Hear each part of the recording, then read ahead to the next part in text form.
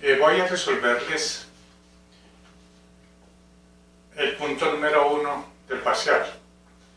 El numeral A dice así: una bola de corcho liviana con revestimiento metálico sin carga se cuelga entre las placas metálicas cargadas con diferente signo. Si se toca la bola a una placa, queda oscilando inicialmente entre las dos placas. Veamos a ver. El mecanismo es este. Supongamos dos placas. Este es el numeral A. Dos placas. Vamos a suponer que esta es carga positiva de esta placa y esta es una carga negativa. Las dos están cargadas y acá tenemos una bola de corcho con revestimiento metálico en neutra. Entonces, si tocamos la bolita, supongamos en la placa positiva, veamos a ver qué ocurre. Al tocar el corchito en la placa positiva, entonces parte de la placa positiva, de la carga positiva, se coloca, parte de la carrita de la placa se coloca en el corcho. Por lo tanto, al quedar el corcho con una carga positiva, se ejerce entre ellos una fuerza de repulsión. Por lo tanto, la bolita empieza a oscilar y se pega acá. Al pegarse acá, la carguita positiva que estaba acá se pasa a la placa negativa y toda esa carga que estaba acá se la pasa a la placa negativa. Por lo tanto, aquí vuelve y se carga ya con carga negativa nuevamente. ¿Por qué? La poca carga positiva que quedó con la bolita se dio toda a la placa negativa. Entonces ya esta placa negativa le cedió una carga negativa. Al ceder una carga negativa, se ejerce entre ellas una fuerza de repulsión. ¿Por qué? Porque la bolita queda negativo, la placa está negativa, se ejerce una fuerza de repulsión, por lo tanto la bolita vuelve acá y se choca contra la placa positiva. Esa carga negativa desde la carga negativa de la placa positiva, y como esa placa positiva tiene una gran cantidad de carga positiva, le comunica carga positiva al corchito y vuelve otra vez a repele y queda inicialmente oscilando, hasta que llega un momento en que, al estar el corcho pasando una carga positiva acá, una carga negativa acá, poco a poco las placas se van descargando. Pero ahí dice que inicialmente empieza a oscilar la bolita de corcho debido a ese fenómeno. Bien, por tanto, esto es verdadero. Verdadero. Repito, el corcho se monta acá, parte de la carga de esta placa se la comunica al corcho, queda la carga positiva del corcho, se repele con esa carga, toca esta por repulsión, toca esta placa, la carga positiva del corchito se la cede a la placa y ya la carga negativa, que es mucho mayor, desde ya parte de la carga negativa de la placa se la cede acá, queda negativo, se repele, choca acá y así sucesivamente. Por lo tanto, inicialmente queda oscilando el corcho entre las dos placas. Numeral B, verdadero.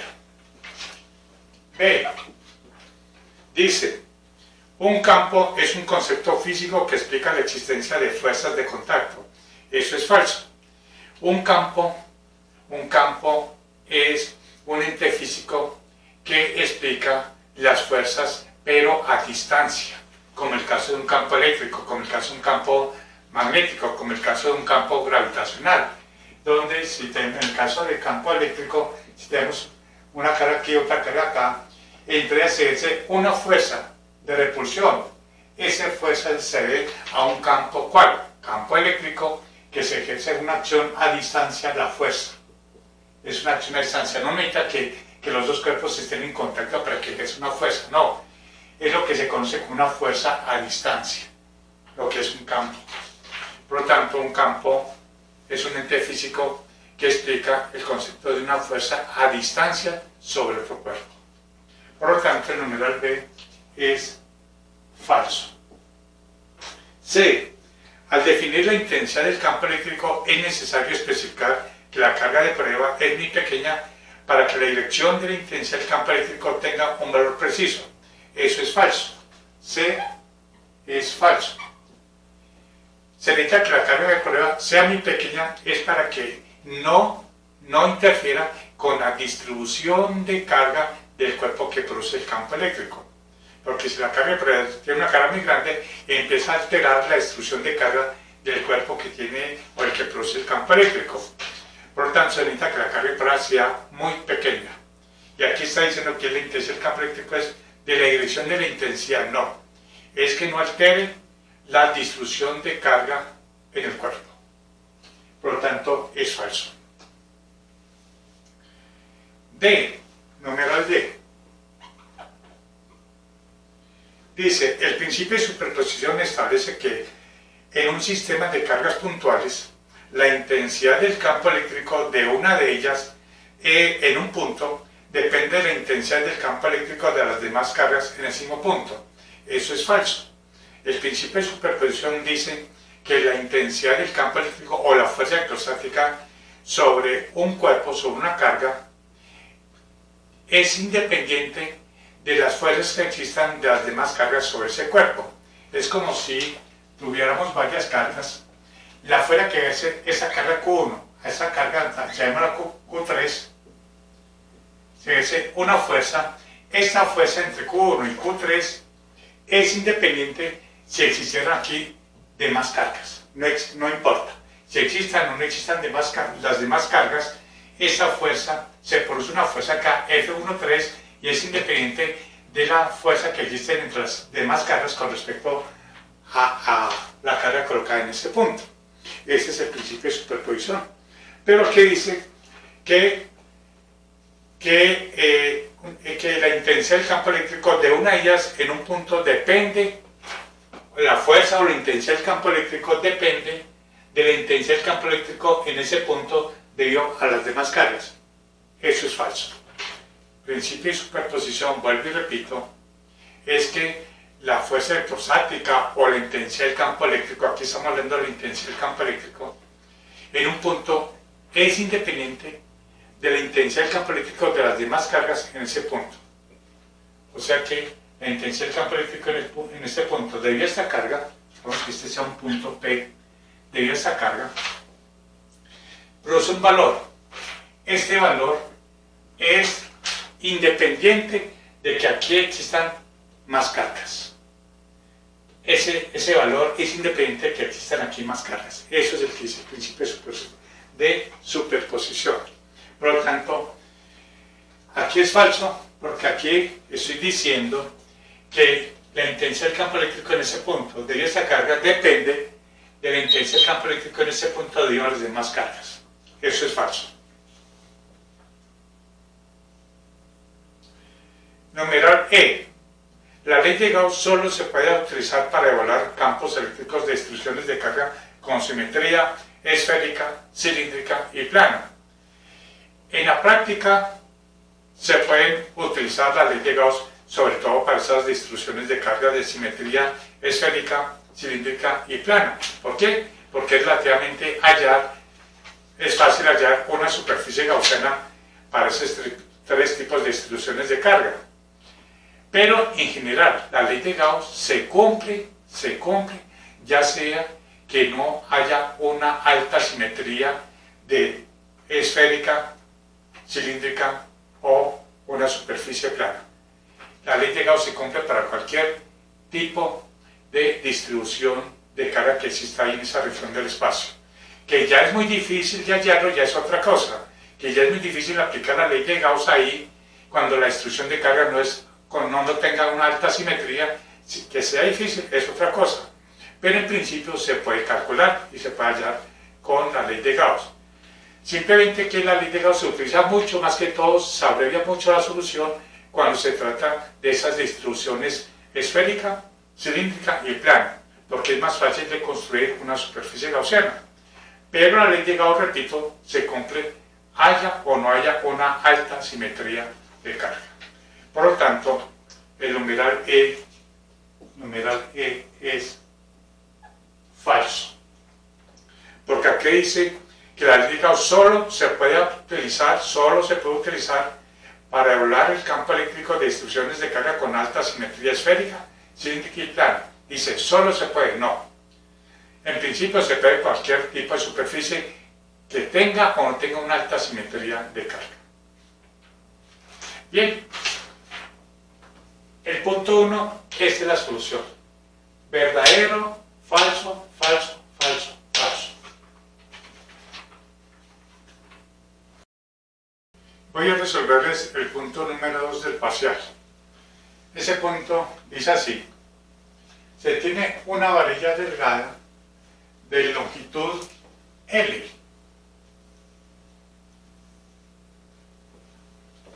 La cual tiene una densidad una densidad lineal de carga constante menos lambda en toda su varilla. Al decir menos lambda, significa que la varilla está cargada negativamente. Entonces la varilla está cargada uniformemente con carga negativa. Nos preguntan, ¿cuál es la intensidad del campo eléctrico en el punto P, que se encuentra a una distancia R perpendicular a la bisectriz de la varilla a una distancia R?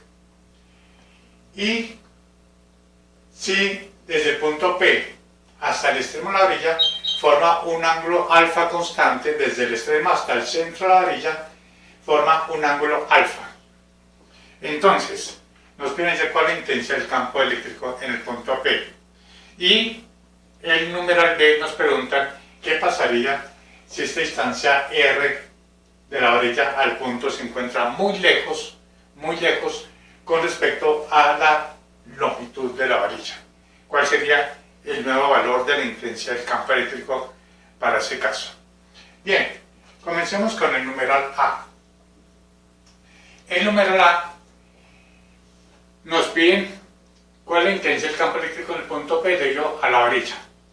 Bien, como se trata de una distribución continua de carga, en este caso una varilla, un material o un cuerpo macroscópico, entonces debemos coger un diferencial de carga en cualquier parte. Supongamos que nuestro diferencial de carga se encuentra acá, un dQ. Un dQ, supongamos a una distancia X del centro de la varilla. Por lo tanto, ese diferencial de carga va a producir en el punto P un diferencial de campo eléctrico. En ese sentido, ¿por qué? Porque la carga es negativa. Por lo tanto, va a producir acá un diferencial de campo eléctrico DE. Entonces, el valor del diferencial de campo, la magnitud en el punto P, sería diferencial de E sería igual a la constante de Q, el producto, la carga de Q con respecto a ese punto P sobre la distancia, que es, va a llamarse distancia R. De acá hasta acá va a llamarla R al cuadrado. Esa es la magnitud del diferencial de campo eléctrico. Bien, pero observen que podemos descomponer ese campo eléctrico en componentes en Y y una componente acá, coloquémosla acá, en X. Componente en Y y componente en X.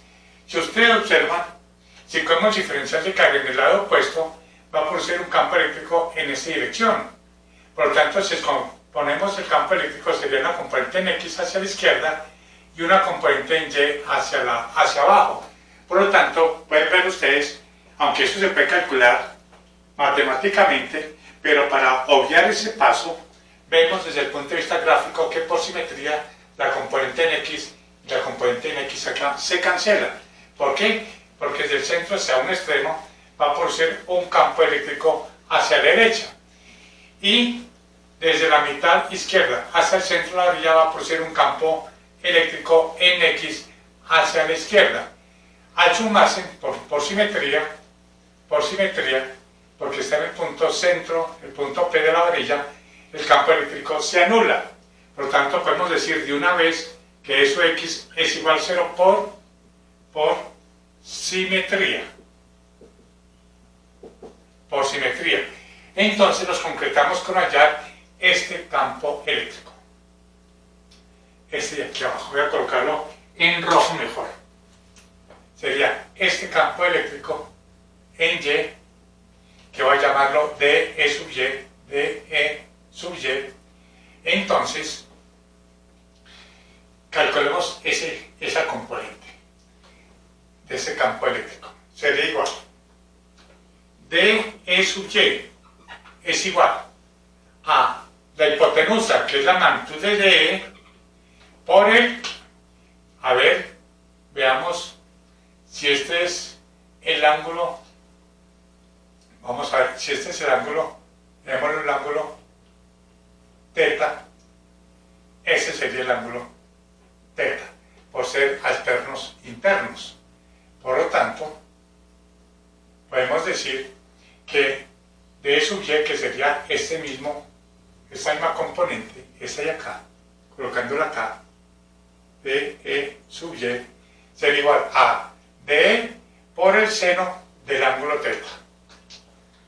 Por el seno del ángulo teta, DE por el seno del ángulo teta. Este de acá, como pueden ver, todo esto es alfa.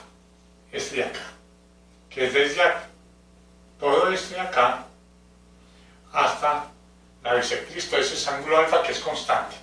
El que es variable es este de acá, que es teta. Bien,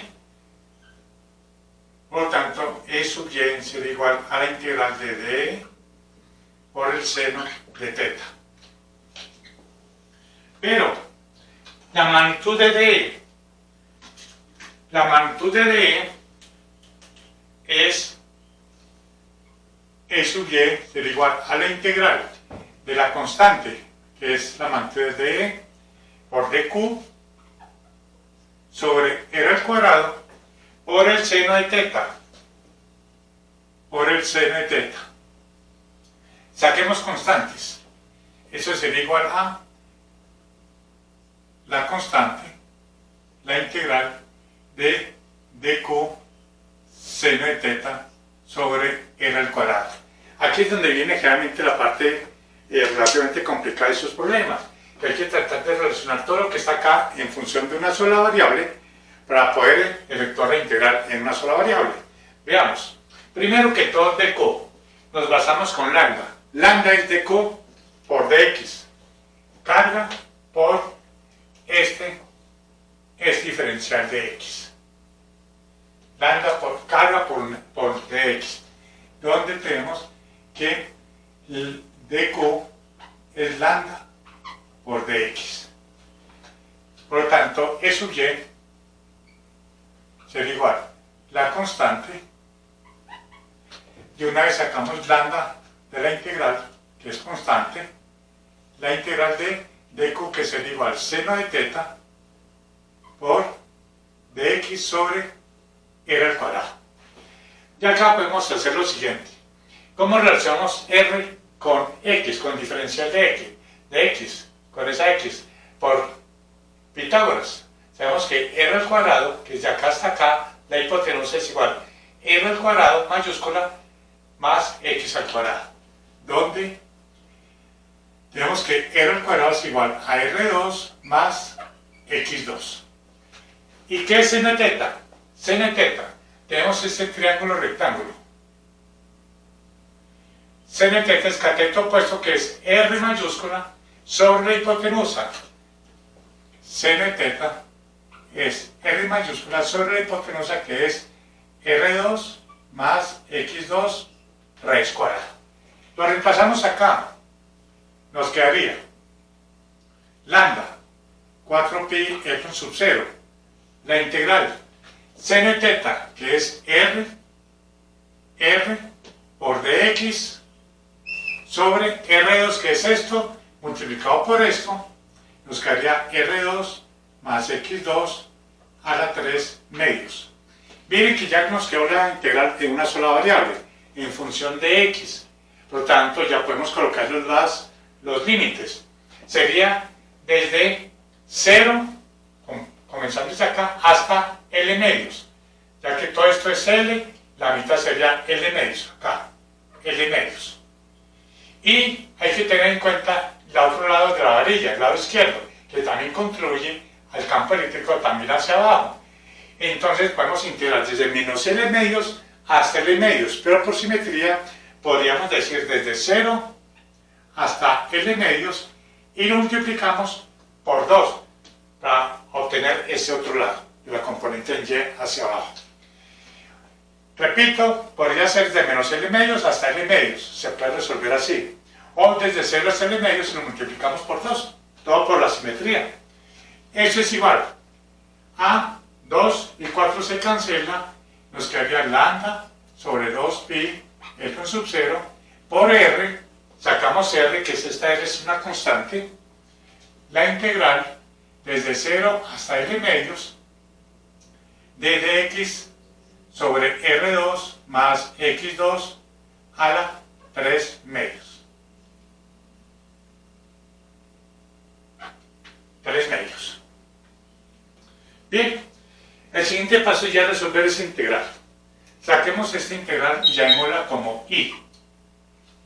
La integral I la llamamos como desde 0 hasta L medios, la sacamos aquí aparte, para resolverla, R2 más X2 a la 3 medios.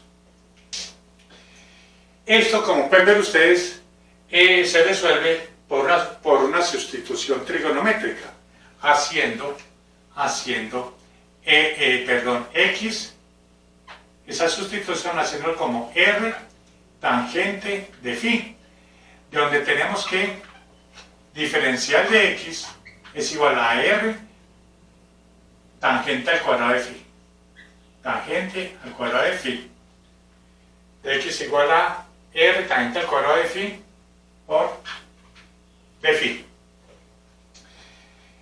Y X es igual a R tangente de phi. Entonces sacamos ese cambio de variable acá, esa sustitución nos quedaría la integral de X. R tangente al cuadrado de phi sobre R2 más X2, que es R al cuadrado, tangente al cuadrado de phi, todo eso a la 3 medios. Y eso es igual, saquemos constantes. R es una constante, la integral de tangente al cuadrado de phi, perdón, eso no es, la derivada de X es igual a R tangente es secante al cuadrado de phi, perdón. La derivada de la tangente es secante al cuadrado de phi. Acá nos quedaría R al cuadrado más R al cuadrado tangente al cuadrado de phi. Aquí sería dx es R secante al cuadrado de phi, R secante al cuadrado de phi sobre, aquí podemos factorizar R al cuadrado a la 3 menos que haría R al cubo. Nos quedará aquí 1 más tangente al cuadrado de phi a la 3 medios.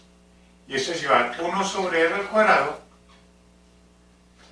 la integral de secante al cuadrado de phi sobre 1 más tangente al cuadrado es secante al cuadrado. A la 3 medios nos quedaría secante al cubo de phi. Eso, simplificando, nos quedaría que la integral sería igual 1 sobre R2 por la integral de 1 sobre secante, y 1 sobre secante de phi es coseno de phi, la integral del coseno de phi, y esto, la integral de esto sería 1 sobre R al cuadrado por seno de phi. Cambiemos la variable original, 1 sobre r al cuadrado por seno de phi. ¿Cómo volvemos a la variable x? Como hicimos la sustitución de que x igual a r tangente de phi, es lo mismo que tener nuestro triángulo acá, donde este es phi, tangente de phi es igual a x sobre r, o sea, cateto opuesto sobre adyacente, por lo tanto esto sería r2 más x2 raíz cuadrada. Entonces, con base en ese triángulo, nos quedaría que seno de phi es cateto opuesto, que es x, sobre la hipotenusa r2 más x2 raíz cuadrada. Entonces aquí, sacando aquí aparte, nos quedaría 1 sobre r2 por x r2 más x2 raíz cuadrada. Ahora sí ya podemos colocar en los límites, desde 0 hasta l medios. Desde 0 hasta l medios. Y esto nos quedaría igual 1 sobre r al cuadrado. Cuando x vale l medios, nos quedaría l medios sobre r2 más l medios a la x2 sobre 4 raíz cuadrada. Y cuando x vale 0, pues nos daría 0. Nos quedaría, ese sería el valor de la integral. Entonces, reemplazando acá, e sub y, ¿qué haría? Lambda por r sobre 2pi epsilon sub 0, 2pi epsilon sub 0, por la integral, todo esto. Y todo esto nos dio esto de acá, 1 sobre r al cuadrado por l medios raíz cuadrada de r2 más l al cuadrado sobre 4. Podemos cancelar una r y nos quedaría que e sub y sería igual a lambda sobre 2pi epsilon sub 0 r por l medios sobre r2 más l al cuadrado sobre 4. Todo eso raíz cuadrada. Esa es la magnitud del campo eléctrico en Y, la componente en Y. Vimos que la componente en X por simetría era igual a 0. O sea que el campo eléctrico producido por esa varilla en el punto P apunta todo hacia la orilla, perpendicularmente hacia la orilla. Con este valor, la magnitud. Pero vemos que el campo eléctrico en Y apunta hacia abajo. Entonces ahorita le colocamos el signo negativo. Pero veamos que los datos que nos dieron fue en términos de solamente de alfa. Solamente de alfa. O sea, este ángulo de acá. Por lo tanto, hay que llevar el resultado en términos de alfa, ya que no nos dieron la longitud de L, simplemente aquí la asumimos. Parece que de acá hasta acá sería L medios, pero la asumimos por ahora, al resolver esa parte acá, pero hay que llevar eso en términos de los datos que nos dieron, que fue lambda, miren, lambda, R mayúscula, la distancia, y el ángulo alfa. Por lo tanto, hay que llevar la respuesta en términos de esos datos. ¿Qué vemos acá?